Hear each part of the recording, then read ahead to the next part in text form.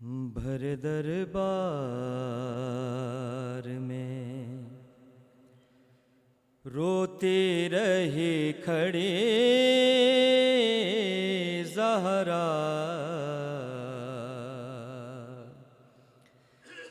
بھر دربار میں روتی رہی کھڑی زہرا، نہ جانے کس طرح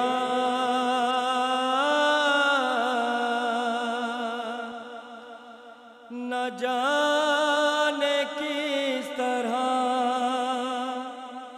حق مانگتی رہی زہرا، بھر دربار میں سند کے ٹکڑے ہوا میں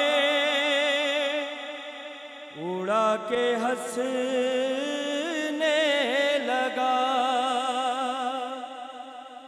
رسول زادی سے گستاخ ایسے کہنے لگا، بتا وہ کون سی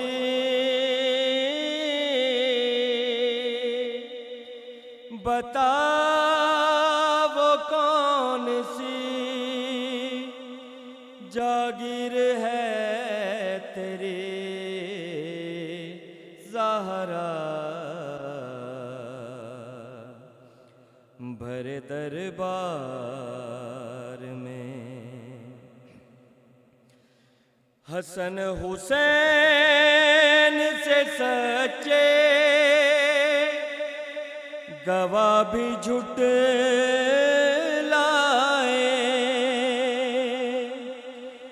رلا کے بی بی کو ظالم ذرا نہ شرمائے، بھولا نہ پائے گی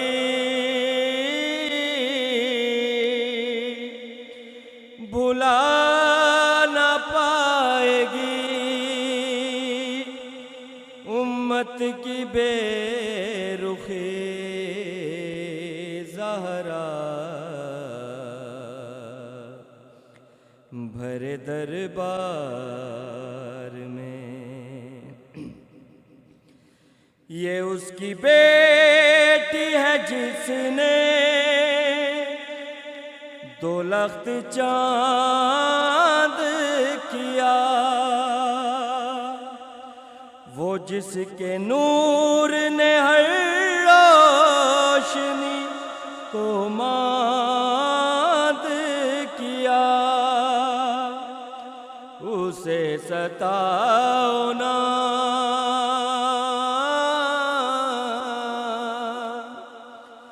اسے ستاؤ نا،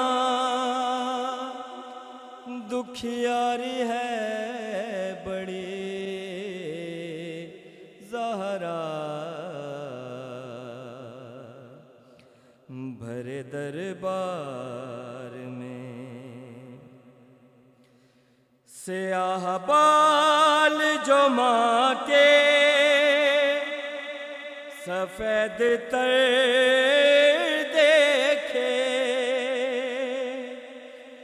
توقیر کیسے کہوں بیٹیوں نے سر پیٹے، گئی تھی اس طرح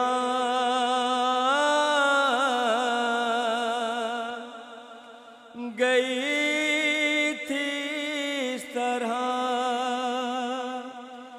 گھر یوں تھکی تھکی زہرا،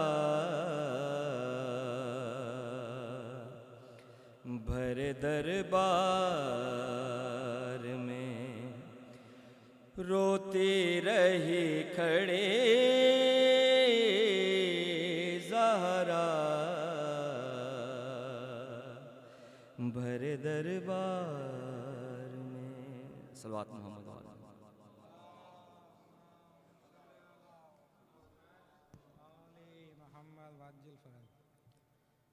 بروز حشر میں مہدی کو یہ بتاؤں گی، تمام پسلیاں ٹوٹی ہیں اس لیے میری، لئی نے مارا تھا ٹھوکر سے آتے جاتے ہوئے، بطول رو پڑیں فضا کو یہ بتاتے ہوئے. اب میں ملتمس ہوں آج کے آخری مدح خواں اسد برادر اسد علی سے کہ وہ آئیں اور ہدیہ کلام پیش کریں بآواز بلند صلوات.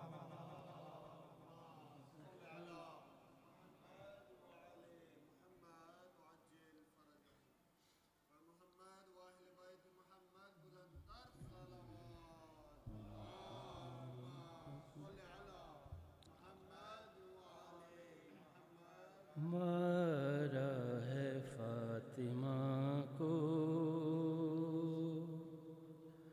سب نے رلا رلا کر، مارا ہے فاطمہ کو سب نے رلا رلا کر، زہرا کا گھر جلا کر، زہرا کا گھر جلا کر، زہرا پہ در گرا کر، مارا ہے فاطمہ کو سب نے رلا رلا کر. دربار سے ضعیفہ گھر کی طرف چلی ہے، اللہ ہی جانتا ہے کتنی دفعہ گری ہے. لائے ہیں اپنے گھر تک، لائے ہیں اپنے گھر تک، حسنین خود اٹھا کر، مارا ہے فاطمہ کو ظالم کا تازیانہ جس ہاتھ پر لگا ہے، وہ ہاتھ سیدہ کا اٹھ ہی نہیں رہا ہے. پڑھتی ہے اب نمازیں، پڑھتی ہے اب نمازیں، ایک ہاتھ ہی اٹھا کر، مارا ہے فاطمہ کو. پہلو میں درد اتنا ہے کہ تڑپ رہی ہے، چلنا بھی اب ہے مشکل، اٹھ اٹھ کے گر رہی ہے. چلتی ہے ایک شانہ، چلتی ہے ایک شانہ، دیوار سے لگا کر، مارا ہے فاطمہ کو. تربت سے فاطمہ کی آتی یہی صدا ہے، پہلو سے ہاتھ میرا اب تک نہیں ہٹا ہے. مہدی مجھے سنبھالو، مہدی مجھے سنبھالو، غیبت سے جلد آ کر، مارا ہے فاطمہ کو۔ منظر بڑا کٹھن تھا جس دم لگا تماچا، سر بنت مصطفیٰ کا دیوار سے لگا تھا۔ منہ پیٹتے تھے حیدر، منہ پیٹتے تھے حیدر، آنکھوں سے خون بہا کر مارا ہے فاطمہ کو۔ ہلنے لگا تھا اس دم روضہ نبی کا سی، زہرا لحد پہ آ کر رو رو کے جب پکاری، چہرے کے نیل دیکھو،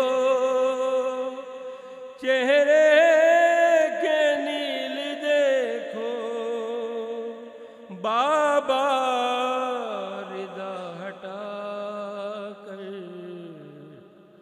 مارا ہے فاطمہ کو۔ سب نے رلا رلا کر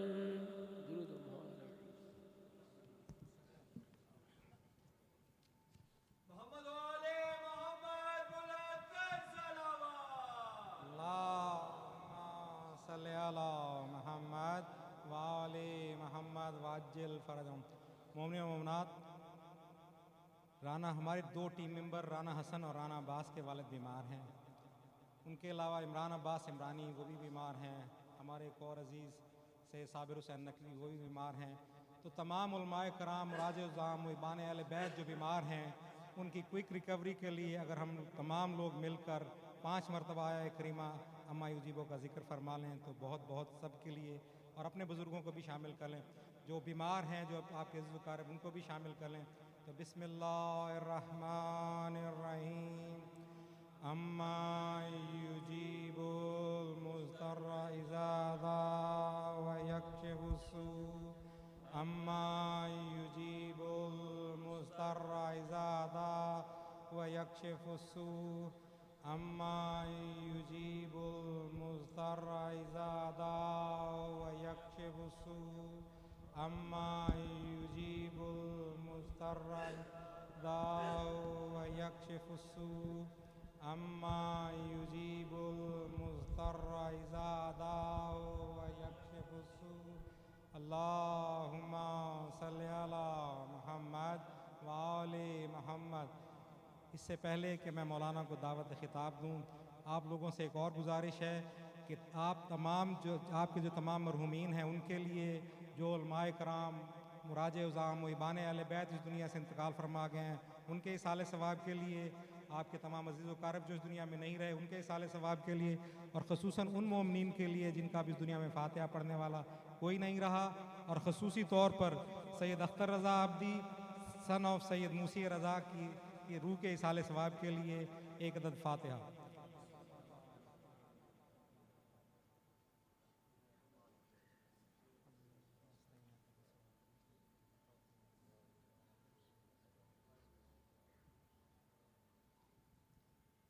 اب میں ملتمس ہوں مولانا سید ذوالفقار حسین نقوی صاحب سے کہ وہ زیب ممبر ہوں اور اس خمسہ مجالس کے سلسلے کی 3ری مجلس اعزاز سے خطاب فرمائیں۔ بآواز بلند صلوات۔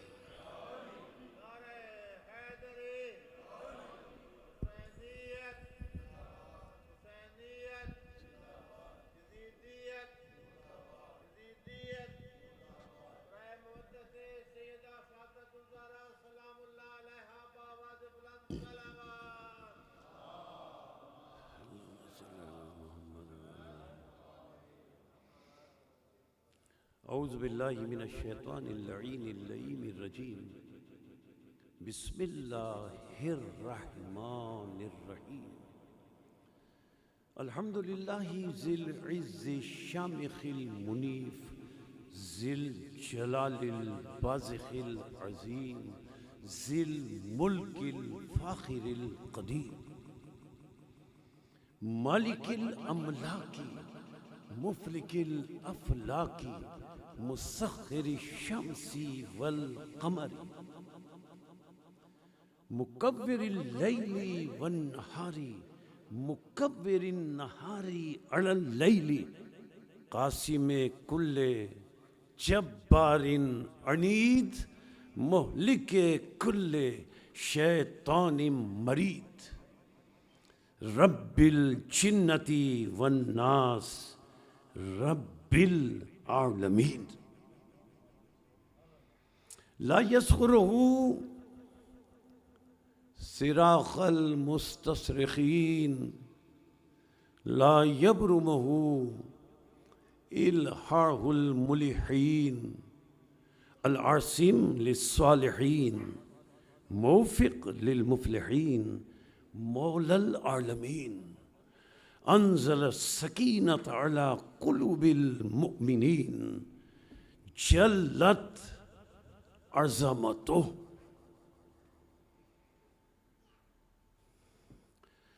الصلاۃ والسلام علی النبی الامی العربی الہاشمی القرشی المکی المدنی الابتحی المطلبی ابی القاسم محمد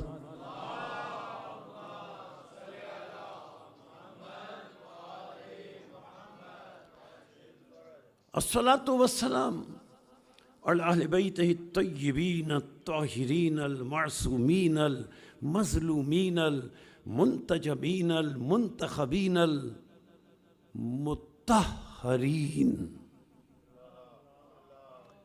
الذین اذہب اللہ عنہم الرجس وطہرہم تطہیرا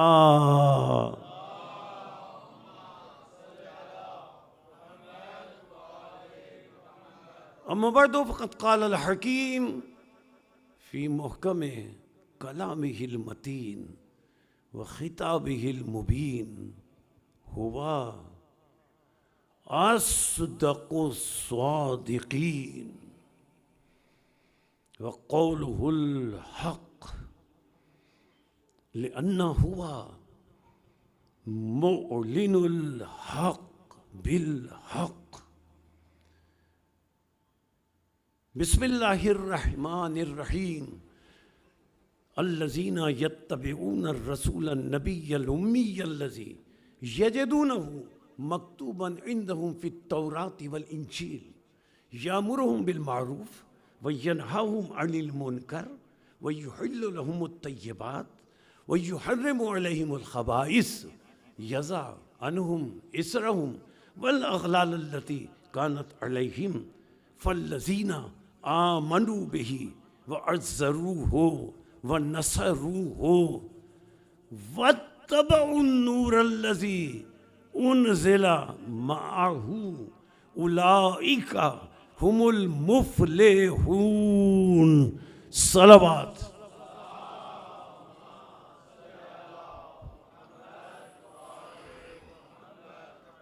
قرآن مجید کا 7واں سورہ سورہ مبارکہ اعراف قرآن مجید کی طویل ترین آیتوں میں سے ایک آیت 157ویں آیت وافی ہدایہ اللہ فرما رہا ہے کہ لائق تعریف ہیں وہ لوگ اللہ کی نظر میں جو اتباع کرتے ہیں پیروی کرتے ہیں اس کی جو رسول بھی ہے نبی بھی ہے امی بھی ہے جو اس رسول کی اتباع اور پیروی کرتے ہیں جس کا ذکر اللہ نے توریت میں بھی رکھا ہے انجیل میں بھی رکھا ہے جو امر بالمعروف کرتا ہے جو نہی عن المنکر کرتا ہے میرے اس رسول کی شان یہ ہے کہ کہیں اگر پاکیزہ شے دیکھ لے تو اسے حلال کر دیتا ہے کہیں نجس شے دیکھے تو اسے میرا یہ رسول حرام قرار دے دیتا ہے۔ سنو میرا یہ رسول، اس کی شان یہ ہے کہ اس کو کائنات میں نے اس لیے بھیجا کہ یہ غلامی کی زنجیروں کو توڑ دے۔ یہ شان ہے، یہ عظمت ہے، یہ فضیلت ہے میرے رسول کی۔ تو اے لوگو، تمہارا فرض یہ ہے، فَالَّذِينَ آمَنُوا بِهِ، تمہارا فرض یہ ہے کہ ایسی شان والے رسول پر ایمان لاؤ، وَعَزَّرُوهُ، اس کے لیے تقویت کا سبب بنو، وَنَصَرُوهُ، اور ایمان اور تقویت کے بعد اس کی نصرت اور مدد کرو۔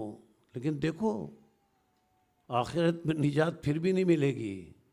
آخرت میں اگر نجات چاہتے ہو، فلاح چاہتے ہو، جہنم سے بچنا چاہتے ہو، جنت میں داخل ہونا چاہتے ہو، تو دیکھو، اس لیے کہ آیت مکمل نہیں ہوئی، بلکہ آیت کا ایک جز آگے بڑھا۔ جب تک آیت مکمل کر کے اللہ یہ نہ بتا دے کہ آخرت میں نجات کون پانے والا ہے، اس وقت تک بات مکمل نہیں ہوتی۔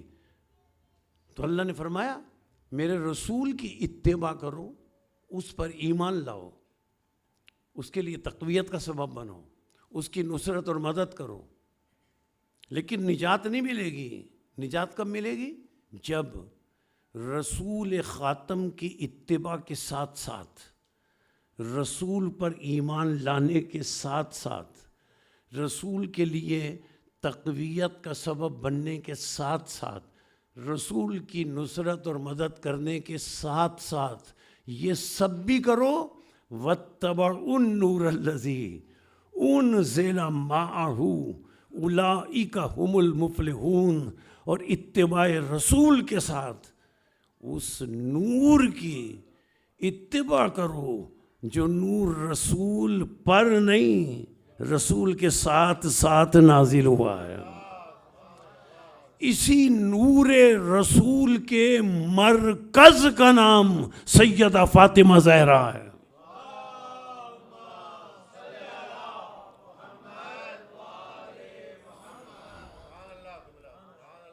مرکز جناب سیدہ سلام اللہ علیہ ہیں۔ دیکھیے، آج ضروری ہے میں گفتگو جو آپ کے سامنے شروع کروں، گفتگو کے شروع کرنے سے پہلے ضروری ہے کہ کل گفتگو جس مقام پر اختتام پذیر ہوئی تھی وہیں سے گفتگو کا آغاز کیا جا سکے تاکہ بات آج کی واضح ہو جائے۔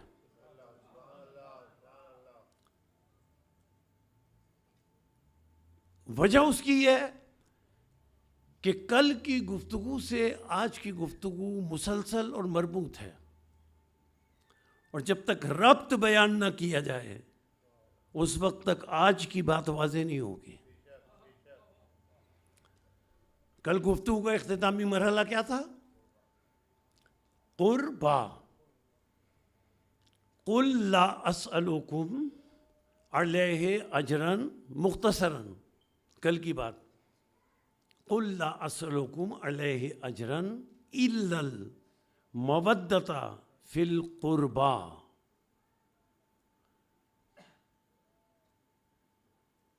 اچھا، اس میں الا جو آیا نا، یہ عرض کر دوں، الا استثناء کے لیے آتا ہے۔ اس آیت میں کیا ہے؟ درمیان میں الا۔ اب الا کے لیے آپ سن لیں، ایک ہے لا الہ الا اللہ، الا آیا، لا الہ الا اللہ کلمہ توحید، وما ارسلناک الا رحمتا للعالمین کلمہ رسالت،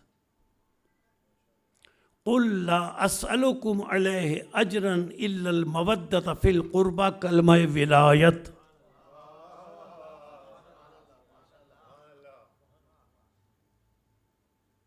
قربہ میں نے کل عرض کیا تھا، وہیں سے بات آگے بڑھا رہا ہوں۔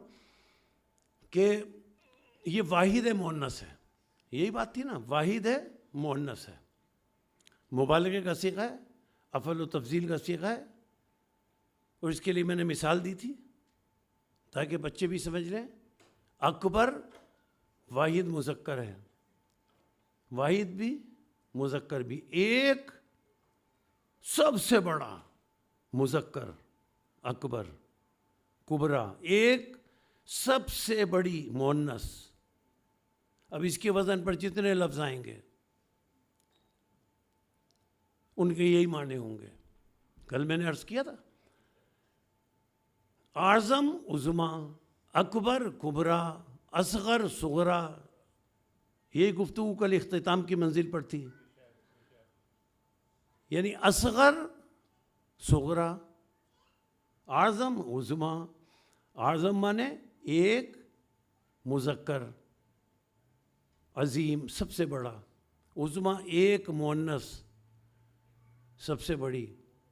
اب اللہ نے آیت میں قُلْ لَا أَسْأَلُكُمْ عَلَيْهِ أَجْرًا إِلَّا الْمَوَدَّةَ فِي الْقُرْبَى میں اقربین نہیں رکھا، اہل بیت کا لفظ نہیں رکھا، اقربین کا لفظ نہ رکھ کر اور اہل بیت کا لفظ نہ رکھ کر اللہ نے بتایا کہ قربہ کے معنی کیا ہیں؟ ایک سب سے زیادہ جو رسول کے قریب ترین ہو اسے قربہ کہتے ہیں۔ اور قربہ سے مراد کیا؟ یہاں بات تھی کل، ایک سب سے قریب ترین۔ اب ایک مؤنث، قربہ مؤنث سب سے قریب ترین، جب ایک مؤنث قریب ترین ہے اور اللہ فرما رہا ہے کہ اے رسول اجر رسالت تم یہ مانگو کہ تمہارے قریب ترین سب سے زیادہ جو قریب ایک خاتون ہے اس سے مودت کریں، تو باقی تو ساری خواتین نکل گئیں۔ اب کوئی خاتون دعویٰ نہیں کر سکتی۔ تو قربہ کون ہے؟ جناب سیدہ سلام اللہ علیہ۔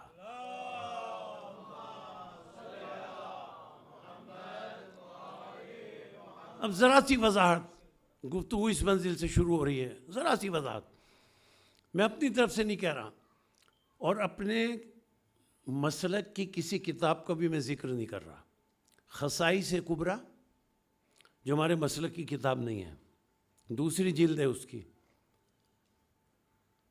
اور اس کا 271 صفحہ ہے، اس میں لفظ بلفظ یہ بات لکھی ہے جو میں آپ کی سماعتوں کے لیے اس مقام پر پیش کر رہا ہوں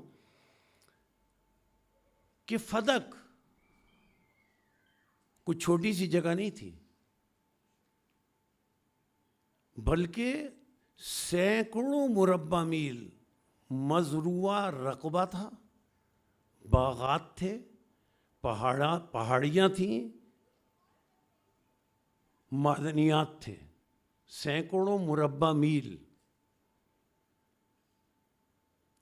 اور رسول اکرم جب خیبر میں لڑنے آئے، جو کچھ کتاب میں ہے وہ جملے عرض کر رہا ہوں، تو فدق کے راستے سے نہیں آئے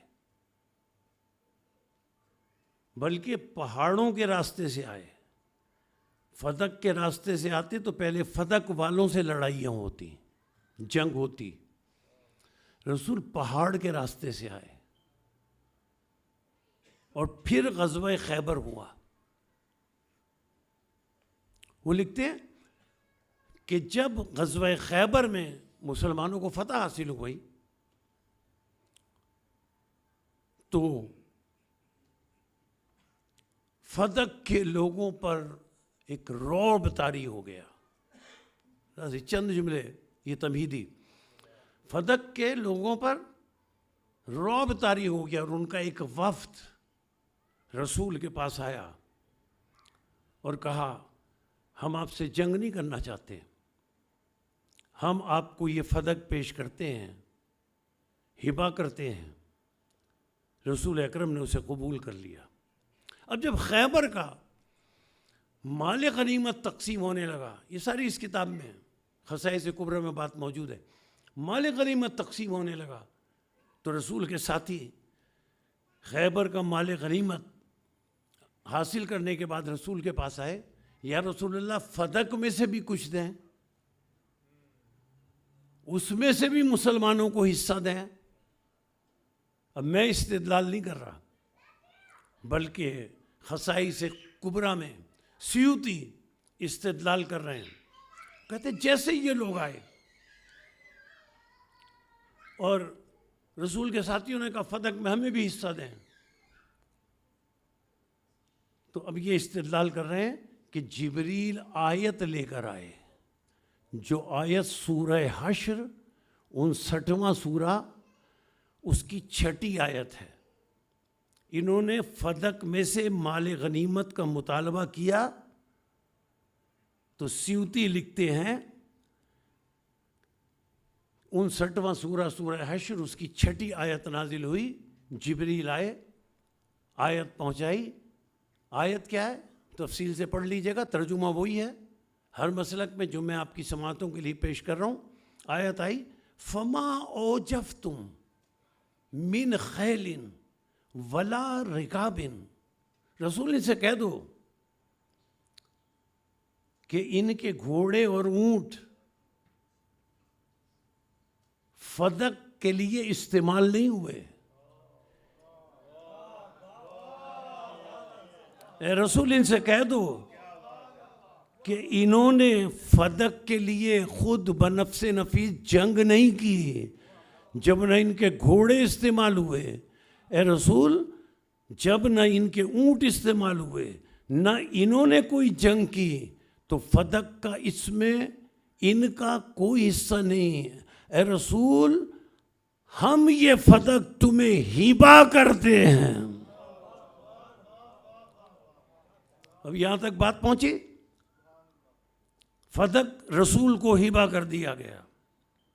اب دوسری کتاب دیکھیں، یہ 2 حوالے بس، روضۃ الصفا دوسری جلد اس کا بھی صفحہ ہے 274۔ اب اس میں موجود ہیں یہ جملے، اللہ نے رسول کو ہبہ کر دیا، اے رسول یہ تمہارا ہے۔ جب ہبہ کر چکے تو اب آیت نازل ہوئی، جب اللہ دے چکا رسول کو، اے رسول یہ تمہارا ہے، اس میں تمہارے ساتھیوں کا کوئی حق نہیں ہے، تو آیت نازل ہوئی۔ اب میں نے کیا ترجمہ کیا تھا؟ قُلْ لَا أَسْأَلُكُمْ عَلَيْهِ أَجْرًا إِلَّا الْمَوَدَّةَ فِي الْقُرْبَى، قربا سے مودت کرو، رسول کی ایک قریب ترین، سب سے زیادہ جو قریب ترین خاتون ہے اس سے مودت رکھو، فلاح پا جاؤ گے۔ اب رسول پر یہ روضۃ الصفا میں آیت نازل ہوئی سورہ بنی اسرائیل کی 17واں سورہ، وہی قربا کا لفظ آیا جو میں نے کل عرض کیا تھا، وَآتِ ذَا الْقُرْبَى حَقَّهُ۔ اللہ فرما رہا ہے اے رسول یہ جو قربہ ہے میں نے جو تمہیں دیا ہے، یہ حق تم قربہ کو دے دو، اس لیے کہ یہ خدیجہ کی بیٹی ہے،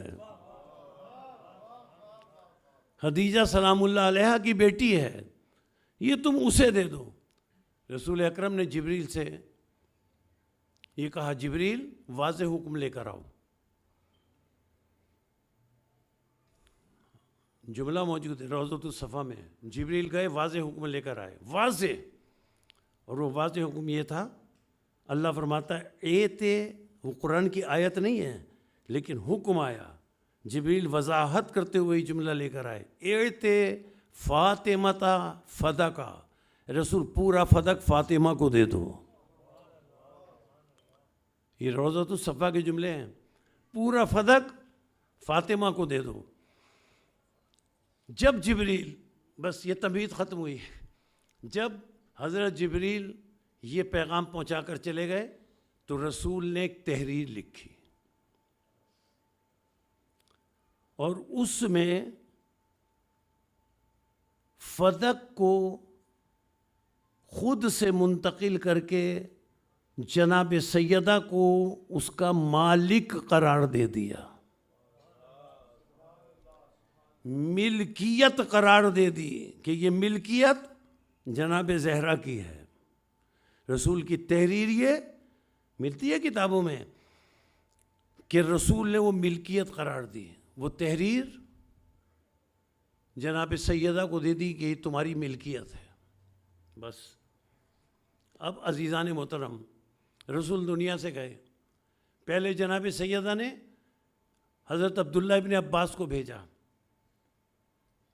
کہ دربار میں جا کر کہو یہ میری ملکیت ہے۔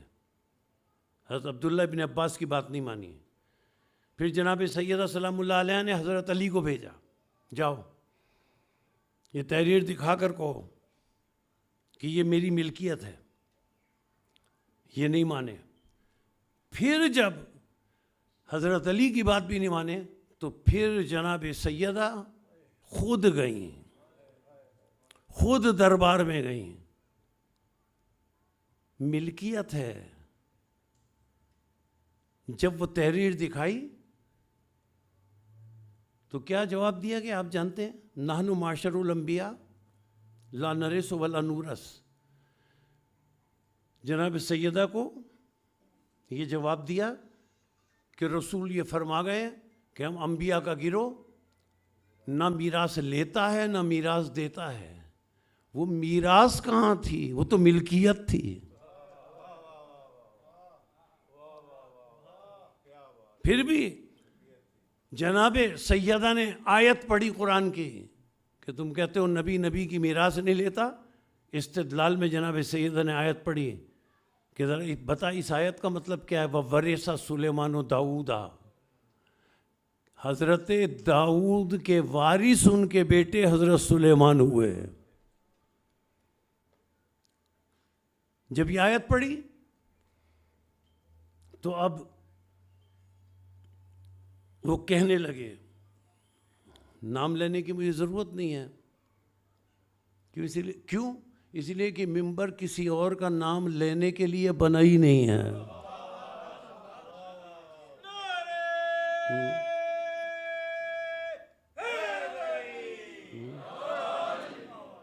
اچھا بس تمید ختم ہو گئی۔ اب سنیں، فدق قربا کا حق، جناب سیدہ کا حق۔ جب جناب سیدہ نے وَوَرِثَ سُلَيْمَانُ دَاؤُدَ یہ آیت استدلال میں پیش کر دی تو اب مخاطب ہو کر جناب سیدہ سے کہتے ہیں، آپ کے پاس کوئی گواہ ہے؟ جناب سیدہ سے گواہ مانگا تحریر رسول پر، تحریر رسول پر گواہ مانگا۔ حضرت علی کو گواہ کے طور پر پیش کیا جناب سیدہ نے، امام حسن کو، امام حسین کو، ام ایمن کو گواہ کے طور پر پیش کیا۔ کہنے لگے یہ تو رشتہ دار ہیں، ان کی گواہی قبول نہیں۔ میں پہلی گفتگو میں جو بات عرض کر چکا ہوں اس کو دہرا کر ایک جملہ آپ سے کہنا چاہتا ہوں۔ میں نے کیا عرض کیا تھا پہلی گفتگو میں کہ جس پر ایمان لایا جائے، ایمان لانے کا مطلب یہ ہے کہ جس پر ایمان ہو، اگر وہ کوئی حکم دے تو اس سے دلیل نہ مانگو، اس سے ثبوت نہ مانگو، اس سے گواہ نہ مانگو۔ جس پر ایمان ہو اس سے نہ دلیل مانگی جا سکتی ہے، نہ گواہ مانگا جا سکتا ہے، نہ ثبوت مانگا جا سکتا ہے۔ تحریر رسول سامنے ہے، گواہ جو مانگے وہ مومن ہی نہیں۔ جب گواہ مانگنے والا مومن ہی نہیں تو وہ امیر المومنین کیسے ہو سکتا ہے؟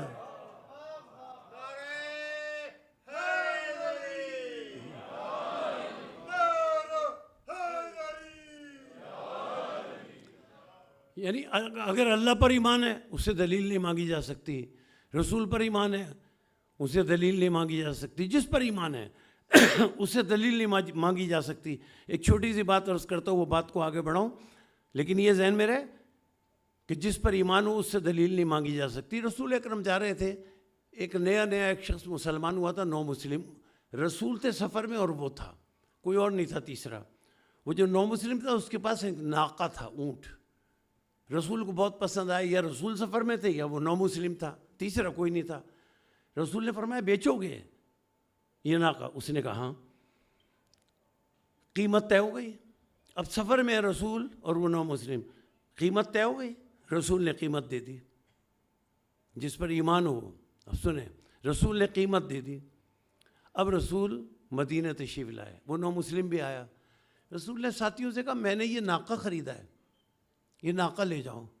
وہ نو مسلم جو تھا نا، نو مسلم تھا، دل میں بے ایمانی آ گئی، کہنے لگا یا رسول اللہ قیمت تو ادا کریں۔ رسول نے فرمایا قیمت تو میں نے تمہیں دے دی۔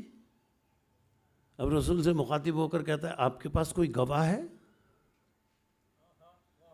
آپ کے پاس کوئی ثبوت ہے؟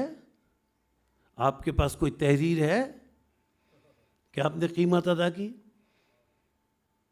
اور کیا کہتا ہے نو مسلم؟ یا رسول اللہ میں تو یہ جو بیٹھے ہیں ان سے فیصلہ کراؤں گا سالس بنا کر، پھر جو یہ فیصلہ کریں گے اس کے مطابق عمل ہوگا۔ رسول نے کہا اچھا کراؤ فیصلہ۔ کسی کو اس نے بلایا فیصلہ کرو، اس نے رسول سے مخاطب ہو کر کہا یا رسول اللہ آپ نے یہ ناقہ خریدا ہے؟ رسول نے فرمایا ہاں خریدا۔ تو آپ نے یا رسول اللہ آپ کی اس کی قیمت ادا کر دی؟ رسول نے فرمایا ادا کر دی۔ اب وہ جو فیصلہ کرنے آئے تھے نا وہ رسول سے پوچھ رہے ہیں یا رسول اللہ آپ نے قیمت ادا کر دی، آپ کے پاس کوئی گواہ ہے، کوئی ثبوت ہے، کوئی تحریر ہے؟ رسول نے فرمایا نہیں، فیصلہ نہ ہو سکا۔ دوسرے آئے، انہوں نے بھی آ کے رسول سے پوچھا آپ نے قیمت دے دی، آپ کے پاس کوئی دلیل ہے؟ توجہ رکھیے گا، ایک جملہ کہنا ہے یہاں، آپ کے پاس کوئی ثبوت ہے، کوئی تحریر ہے؟ رسول نے فرمایا نہیں۔ جب 4-5 افراد آ کر رسول سے یہ پوچھتے رہے آپ نے قیمت ادا کر دی، آپ کے پاس کوئی دلیل ثبوت تحریر ہے، اور کوئی فیصلہ نہ ہو سکا، سب رسول سے گواہ تحریر ثبوت دلیل مانگتے رہے، جب 5-6 افراد سالس بن کر کوئی فیصلہ نہ کر سکے تو رسول مسکرائے، اور مسکرا کر رسول نے فرمایا تم سے فیصلہ نہیں ہوگا، علی کو بلاؤ۔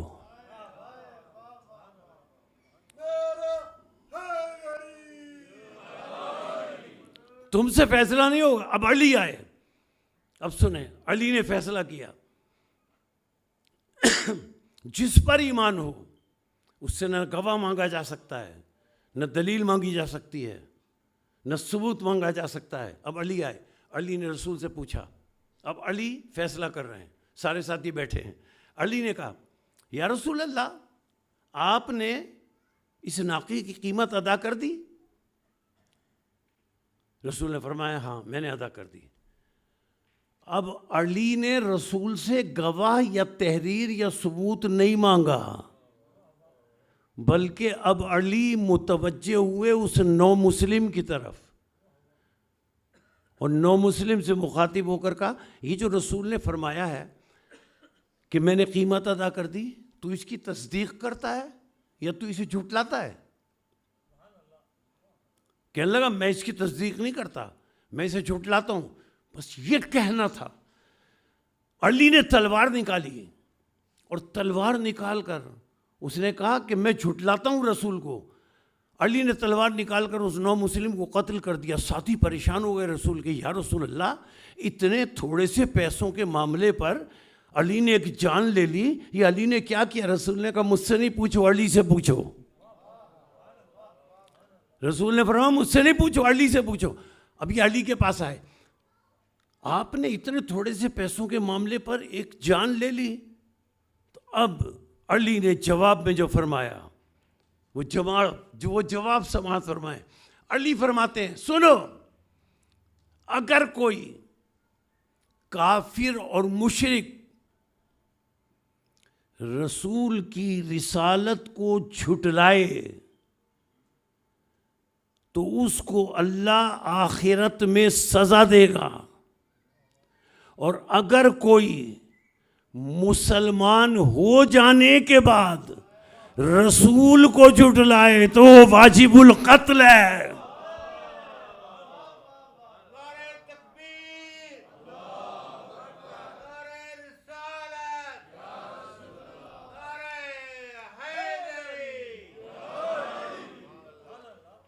اچھا، گواہ جو پیش کیے، وہ گواہ پیش کیے جناب سیدہ سلام اللہ علیہ نے، وہ گواہ پیش کیے کہ جن کو مباہلے میں اللہ نے گواہ بنایا، جسے اللہ گواہ بنا رہا ہے.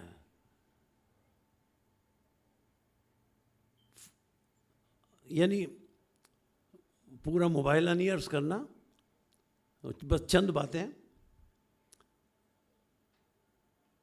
عیسائی آئے نا، نصارے نجران، یہ سب آپ جانتے ہیں، اور آ کر رسول سے بحث کی کہ حضرت عیسیٰ اللہ کے بیٹے ہیں. آیت نازل ہوئی، اے رسول ان سے کہہ دو ان مسئلہ عیسیٰ عند اللہ کا مسئلہ آدم. اے رسول انہیں سمجھاؤ کہ عیسیٰ کی مثال اللہ کے نزدیک آدم کی طرح ہے. انہیں دلیل دو کہ حضرت آدم کے تو نہ ماں تھی نہ باپ، حضرت عیسیٰ کی تو ماں مریم موجود ہے. جب آدم بیٹے نہیں ہو سکتے تو یہ کیسے بیٹے ہو سکتے ہیں؟ رسول سمجھاتے رہے. تو جو رکھیے گا، ساتھی بھی بیٹھے ہوئے ہیں. 3 دن ہوئی ہے بحث، صبح سے شام تک روز ہوتی تھی. ساتھی بھی بیٹھے ہیں، حضرت علی بھی بیٹھے ہیں، امام حسن بھی بیٹھے ہیں، امام حسین بھی بیٹھے ہیں. بچپن ہے نا، بیٹھے ہیں. 3 دن بحث ہوتی رہی، سمجھ میں نہیں آیا. قرآن کی آیت سے سمجھایا تو سمجھ میں نہیں آیا. قرآن کی آیت سے سمجھایا تو سمجھ میں نہیں آیا. معلومات تنہا قرآن سے سمجھو گے تو سمجھ میں نہیں آئے گا. سمجھ میں اس وقت آئے گا کہ جب قرآن کو اہل بیت سے سمجھو.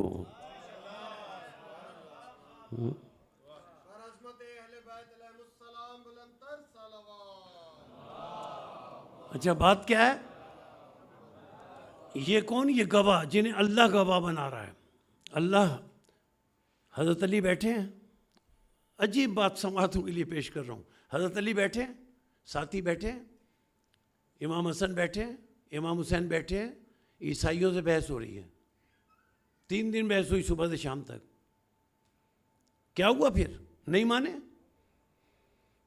جب نہیں مانے تو آیت آئی سورہ آل عمران کی، فمن حاجک فیہ من بعد ما جاءک من العلم فقل تعالوا ندعو ابناءنا وابناءکم ونساءنا ونساءکم وانفسنا وانفسکم ثم نبتہل فنجعل لعنت اللہ علی الکاذبین. آیت آئی.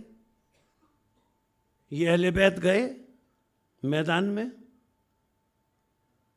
میں جو بات عرض کرنا چاہ رہا ہوں، اہل بیت گئے میدان میں. عیسائیوں نے کیا کہا؟ ہم ایسے چہرے دیکھ رہے ہیں جو اگر دعا کریں تو پہاڑ اپنے مقام سے ہٹ جائے. یہ کہا نا. جب میں عرض کروں، یہ عیسائی جب بحث رسول سے 3 دن کر رہے تھے تو علی بھی موجود تھے، حسن بھی موجود تھے، حسین بھی موجود تھے. یہ چہرے تو 3 دن یہ دیکھتے رہے. 3 دن یہ چہرے دیکھتے رہے. یہ نہیں کہا. جب مباہلے کے لیے رسول لے کر نکلے ہیں تو وہ علی جو موجود تھے عیسائیوں نے دیکھا تھا، وہ حسن جو موجود تھے عیسائیوں نے دیکھا تھا، وہ حسین جو موجود تھے عیسائیوں نے دیکھا تھا، رسول انہیں لے کر گئے اور صرف سیدہ کو لے کر گئے. معلوم ہوا صرف ایک سیدہ کو دیکھ کر انہوں نے کہا کہ اگر یہ دعا کریں تو پہاڑ اپنے مقام سے ہٹ جائے.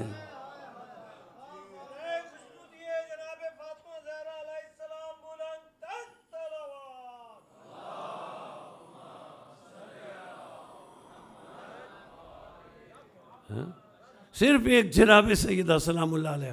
اچھا آیت میں کیا ہے؟ ابنانا و ابناکم، ابن کی جمع ابنا.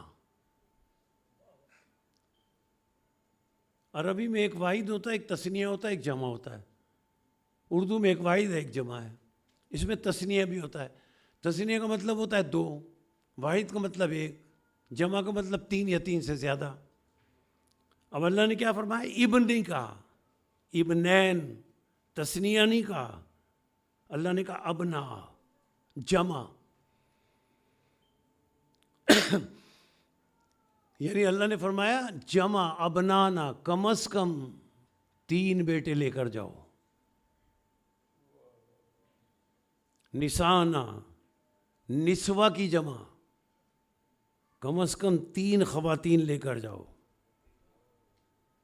انفسنا، کم از کم 3 نفس لے کر جاؤ. یہ تو ممکن ہی ہے. ممکن ہی نہیں ہے کہ رسول اللہ کے حکم کی خلاف ورزی کریں. اللہ نے فرمایا ابنا آنا. اب رسول نے نظر ڈالی کہ ان سب میں کون ایسا ہے جو میرا بیٹا ہے.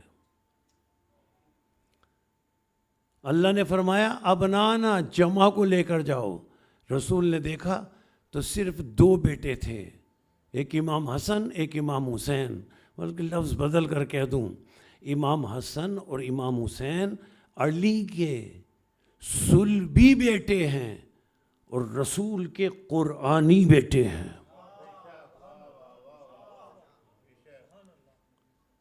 اس لیے کہ قرآن نے انہیں بیٹا کہا، انہیں لے کر گئے. اب اللہ نے فرمایا نساء جمع. بڑی دلچسپ بات عرض کر رہا ہوں. نساء جمع، نساء کو تو مطلب ہے عورتوں کو لے جاؤ، 3 یا 3 سے زیادہ عورتوں کو لاؤ. رسول صرف جناب سیدہ سلام اللہ علیہ کو لے گئے. یہ وجہ کیا ہے؟ دیکھیے ذرا سی بات واضح کرنا ہوگی مجھے اس مقام پر. بات یہ ہے کہ یہ نساء جو ہے نا، نساء، یہ نسوہ کی جمع ہے. نسوتن، نسوتن مانے ایک عورت، نساء اس کی جمع 3 یا 3 سے زیادہ عورتیں. ٹھیک ہے. لیکن عربی میں عورت کے لیے صرف نسوہ یا نساء استعمال نہیں ہوتا. عام طور سے ایک اور لفظ بھی عورت کے لیے استعمال ہوتا ہے. ایک تو کہتے ہیں نسوتن یعنی ایک عورت، اور ایک عورت کے لیے لفظ استعمال ہوتا ہے امرأتن، عورت. امرأتن کے معنی بھی عورت، نساء معنی بھی عورت. اللہ نے آیت میں امرأتن نہیں کہا، نساء کہا. اسی طرح مرد کے لیے بھی 2 لفظ عام طور سے استعمال ہوتے ہیں عربی میں. ایک امرؤن، امرؤن مانے مرد. دوسرا رجلن، رجلن مانے مرد. امرأتن، نسوتن، امرؤن، رجلن، ان میں فرق کیا ہے؟ صاف فرق لکھا ہوا ہے ان کی تعریف میں. امرؤن اسے کہتے ہیں جو عام مرد ہو، جسامت اور جسمانیت کے اعتبار سے بس مرد ہو. اور رجل کسے کہتے ہیں؟ جس میں تمام صفات مستحسنات پائی جائیں اسے امرؤن نہیں کہتے، رجل کہتے ہیں. سورہ نحل میں آیت موجود ہے، 16واں سورہ. اللہ ارشاد فرما رہا ہے وما ارسلنا من قبلک الا رجالا، اللہ فرما رہا ہے اے رسول خاتم، ہم نے تم سے پہلے جتنے رسول بھیجے سب رجل تھے، ایک بھی امرؤن نہیں تھا۔ رجل کسے کہتے ہیں؟ جو شان والا مرد ہو، جو صفات مستحسنات والا مرد ہو۔ اب آپ کو ایک وہ لفظ یاد دلاؤں جس سے آپ بہت مانوس ہیں۔ امرؤن کہتے ہیں عام مرد کو، رجلون کہتے ہیں شان والا صفات مستحسنات والا مرد۔ رسول نے 39ویں دن کیا کہا خیبر میں؟ لَأُعْطِيَنَّ رَایَةَ غَدًا رَجُلًا۔ اچھا رسول یہ کیا فرما رہے ہیں؟ 39ویں دن فرما رہے ہیں کل میں مرد کو علم دوں گا۔ سارے مردوں کے سامنے کہہ رہے ہیں کل مرد کو علم دوں گا۔ لَأُعْطِيَنَّ رَایَةَ غَدًا رَجُلًا، کل میں رجل کو علم دوں گا۔ یا رسول اللہ یہ آپ نے رجل کیوں کہا؟ رسول فرمائیں گے رجل اس لیے کہا کہ اس کی صفات ہیں کرارن غیر فرارن، یحب اللہ ورسولہ ویحبہ اللہ ورسولہ، اس کی یہ صفتیں ہیں۔ کل میں رجل کو علم دوں گا۔ تو لَأُعْطِيَنَّ رَایَةَ غَدًا رَجُلًا کہہ کر رسول نے یہ بتایا کہ 39 دن تک جو لڑنے جاتے رہے وہ امرؤن تھے، اصل میں رجل تو کل جائے گا۔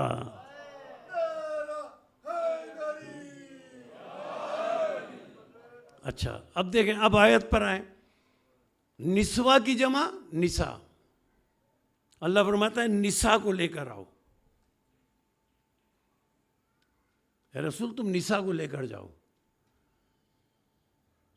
امراتن مانے بھی خاتون، نساء مانے بھی امراتن عام خاتون، نساء وہ جو صفات مستحسنات کی مالک ہو۔ تو اللہ نے فرمایا نساء کو لے کر جاؤ۔ رسول نے تمام نساء پر نظر ڈالی کہ کون ایسی ہے جس پر لفظ نساء کا اطلاق ہو جائے، تو فاطمہ زہرا کے علاوہ کوئی نظر ہی نہیں آیا۔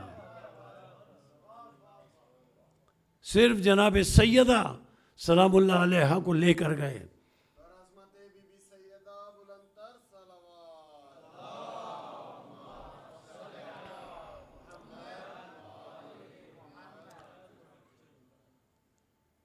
کہتے ہیں انفسنا وانفسکم۔ اچھا بعض لوگوں نے یہ لکھا کہ یہ جو اللہ نے فرمایا انفسنا وانفسکم، ایک عجیب بات ہے، لکھتے ہیں کہ نفس کے معنی علی نہیں ہے، بلکہ نفس کی حیثیت سے رسول خود گئے،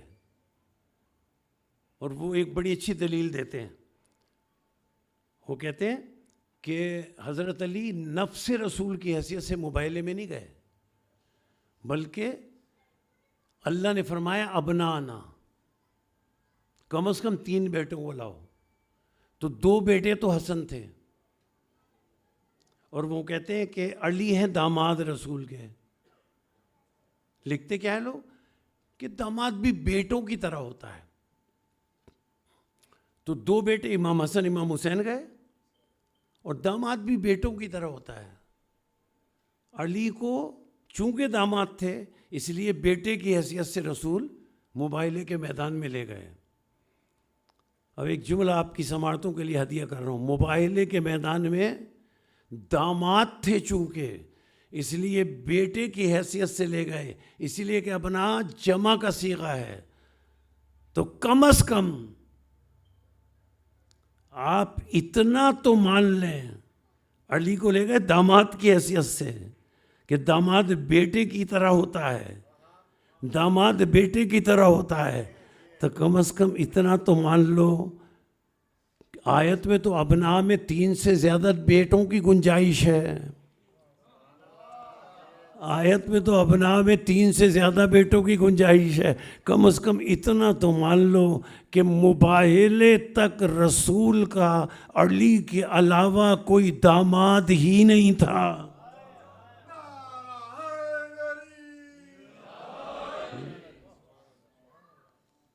اب رسول نے، خاتم النبیین نے، یہ مرکز نور کا جناب سیدہ، ان کو جمع کیا چادر میں. آپ کے علم میں واقعہ ہے، واقعہ دہرانے کی ضرورت نہیں ہے، لیکن ایک عجیب بات ہے، اپنی ایک بیٹی کو، 2 نواسوں کو، ایک داماد کو چادر میں جمع کر لیا، اور اتنے سارے داماد تھے، بیٹیاں تھیں، اگر ہوتی تو جمع کرتے.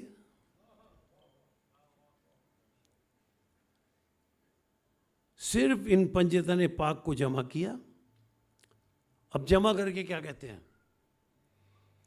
جمع کر کے لوگوں سے کہتے ہیں نا کہ لوگوں دیکھو یہ میرے اہل بیت ہیں. نہیں، لوگوں سے کہنے کے بجائے اپنے ہاتھ اللہ کی بارگاہ میں پھیلا کر رسول اللہ کی بارگاہ میں کہہ رہے ہیں اللہم ان ہؤلاء اہل بیتی. یا رسول اللہ لوگوں کو بتائیں کہ یہ میرے اہل بیت ہیں، لوگوں کو نہیں بتایا، اللہ سے کہہ رہے ہیں یا اللہ یہ میرے اہل بیت ہیں، یا اللہ یہ میرے اہل بیت ہیں. میں کہوں یا رسول اللہ، اللہ نے تو انہیں آپ کا اہل بیت بنایا ہے، آپ اللہ کو کیا بتا رہے ہیں، لوگوں کو کیوں نہیں بتا رہے؟ تو رسول فرمائیں گے کہ حضرت نوح کا اور اس کے بیٹے کا واقعہ میرے ذہن میں ہے کہ جب نوح نے اللہ کی بارگاہ میں کہا، جب طوفان آیا، نوح نے اللہ کی بارگاہ میں کہا ان ابنی من اہلی، یا اللہ یہ میرا بیٹا ہے، یہ میرے اہل بیت سے ہے. تو اللہ نے نوح کو جواب دیا انہو لیس من اہلک، نوح یہ تمہارا بیٹا ہے لیکن تمہارے اہل بیت سے نہیں ہے. معلوم ہے بیٹا ہونا اور بات ہے، اہل بیت سے ہونا اور بات ہے. تو رسول اکرم اللہ سے کہہ رہے ہیں یا اللہ یہ میرے اہل بیت ہیں، جس طرح تو نے نوح سے تردید کر دی تھی کہ یہ بیٹا ہے اہل بیت نہیں ہے. یا اللہ اگر یہ اہل بیت نہیں ہے تو تردید کر دے، اگر اہل بیت ہیں تو تصدیق کر دے. جبریل آئے انما یرید اللہ لیذہب عنکم الرجس اہل البیت ویطہرکم تطہیرا.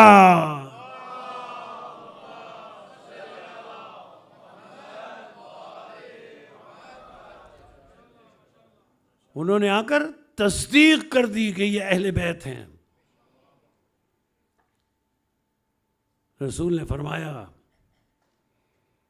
اللہم ان ہؤلاء اہل بیتی. بس تفصیلی گفتگو نہیں ہے، اختتام پذیر ہو رہی ہے. اللہم ان ہؤلاء اہل بیتی و خاصتی و حامتی لحمہم لحمی دمہم دمی. سب کو یاد ہے نا، دمو دمی. اچھا اس میں پھر دیکھیں انا حرب لمن حاربہم وسلم لمن سالمہم ومحب لمن احبہم وعدو لمن اعداہم. کیا فرما رہے رسول؟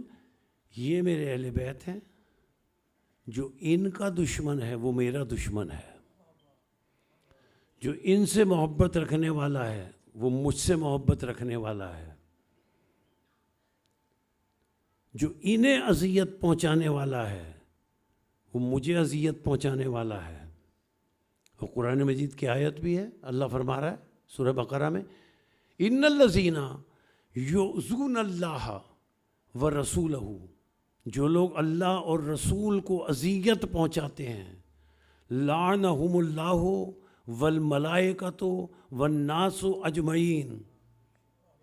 جو رسول کو، اللہ فرما رہا ہے جو رسول کو اذیت پہنچاتے ہیں ان پر اللہ کی بھی لعنت ہے، تمام فرشتوں کی بھی لعنت ہے، اور تمام لوگوں کی ان پر لعنت ہے. لعنت کا مطلب وہ اللہ کی رحمت سے محروم رہیں گے، انہیں کبھی اللہ کی رحمت نہیں مل سکے گی. کہ جو رسول کو اذیت دیتے ہیں، اللہ کو اذیت دیتے ہیں. اب پڑھ لیں آپ، کسی نے اذیت دی، میں اپنی طرف سے نہیں کہہ رہا، صحیح بخاری شریف میں پڑھ لیں، رسول نے فرمایا فاطمہ تو بضعۃ منی، اس کا ترجمہ یہ نہیں ہے کہ فاطمہ میرے جگر کا ٹکڑا ہے، جگر کا کہیں ذکر ہی نہیں ہے اس میں. یہ فاطمہ تو بضعۃ منی، فاطمہ میرا ٹکڑا ہے. جناب فاطمہ رسول کا ٹکڑا ہے. اب رسول کیا ہے؟ قرآن سے پوچھیں. اللہ فرما رہا ہے رسول کیا ہے؟ ما محمد الا رسول. انہیں تم محمد نہ سمجھنا، یہ سر تاپا رسول ہیں. اور رسول نے کیا فرمایا؟ فاطمہ میرا ٹکڑا ہے، یعنی رسالت کا ٹکڑا ہے. یہی وجہ ہے، یہی سبب ہے کہ رسول مردوں کے لیے ہدایت کرنے والے ہیں اور سیدہ عورتوں کے لیے ہدایت کرنے والی ہیں. آپ نے کبھی سنا کہ حضرت علی آئے ہوں اور رسول بیٹھے ہوئے ہوں اور رسول نے علی کا کھڑے ہو کر استقبال کیا ہو؟ ایک واقعہ بھی نہیں ملتا. لیکن جب جناب سیدہ آتی تھیں تو رسول کھڑے ہو کر سیدہ کا استقبال کرتے تھے. کیوں؟ اس لیے کہ ایک ہادی دوسرے ہادی کا استقبال کر رہا ہے.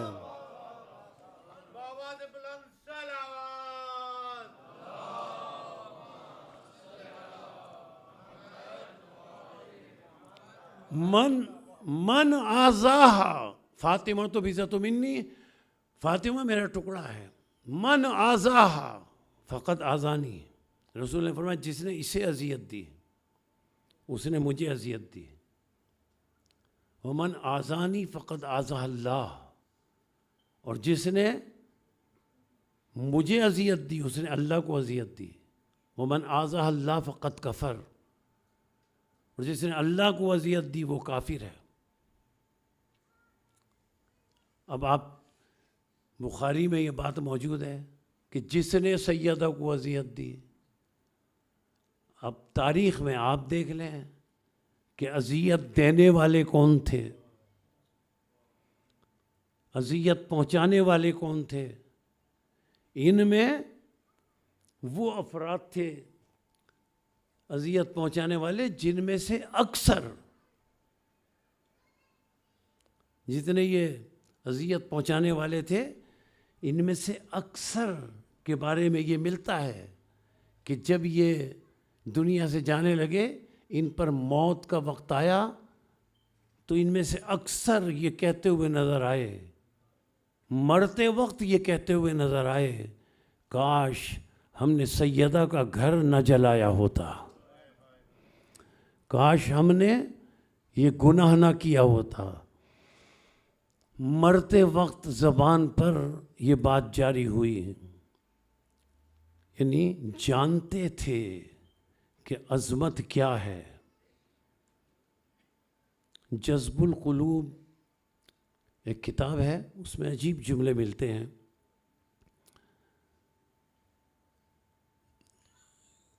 کہ جناب سیدہ کے دروازے پر کوئی سوالی آیا، دینے کو کچھ نہیں تھا. جناب سیدہ سلام اللہ علیہ نے سلمان فارسی سے کہا یہ میری چادر لے جاؤ اور یہ میری چادر بازار میں بیچ دو، جو قیمت طے ہو وہ لے آنا. اپنی چادر جناب سیدہ سلام اللہ علیہ نے جابر سلمان فارسی کو دی. سلمان محمدی آنکھوں سے اشک ان کے جاری ہیں، چادر بیچنے بازار میں جا رہے ہیں. ایک گھر کے قریب پہنچے، ایک یہودی عالم اپنے گھر سے باہر آ رہا تھا.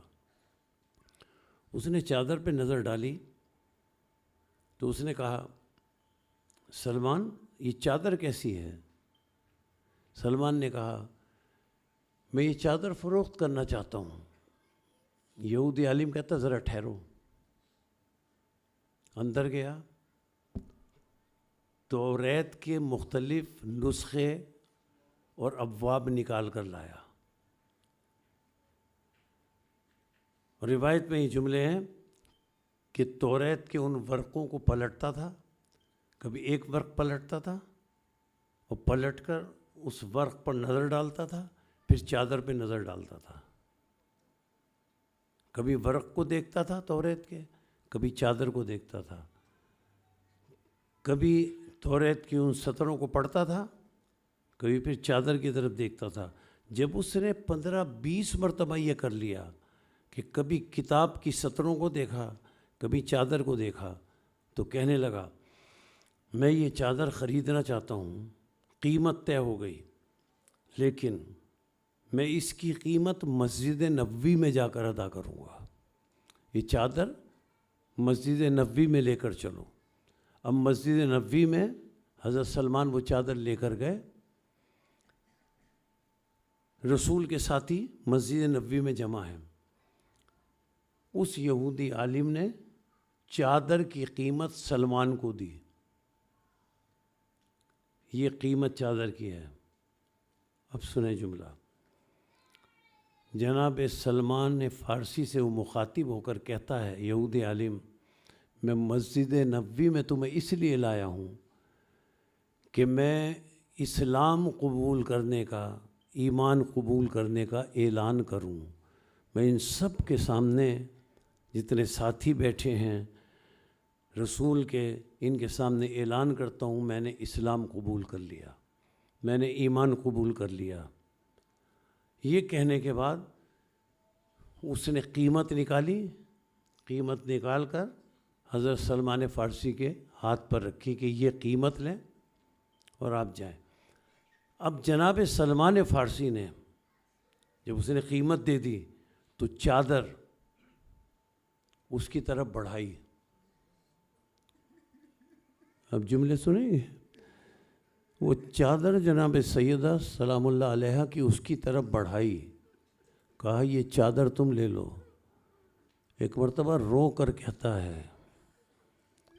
کہتا ہے یہودی عالم، سلمان جب تک میں یہودی تھا میں نے اس چادر کو ہاتھ نہیں لگایا، اب تو مسلمان ہو گیا ہوں، اب اس چادر کو میں کیسے ہاتھ لگا سکتا ہوں؟ عزاداروں، وہ کیسے مسلمان تھے جنہیں نے بیویوں کے سروں سے چادریں اتاری ہیں؟ جناب زینب سلام اللہ علیہ کے سر پر جناب سیدہ کی چادر تھی. مختار جب بدلے لے رہے تھے تو ایک سپاہی ایک شخص کو لے کر آیا جس کے ہاتھ بندھے ہوئے تھے. مختار نے اس شخص سے پوچھا تو نے کیا کیا تھا؟ تو نے کربلا میں کیا لوٹا تھا؟ تو نے کربلا میں کیا تیر چلائے تھے؟ کیا تو نے کربلا میں تلواریں چلائی تھیں؟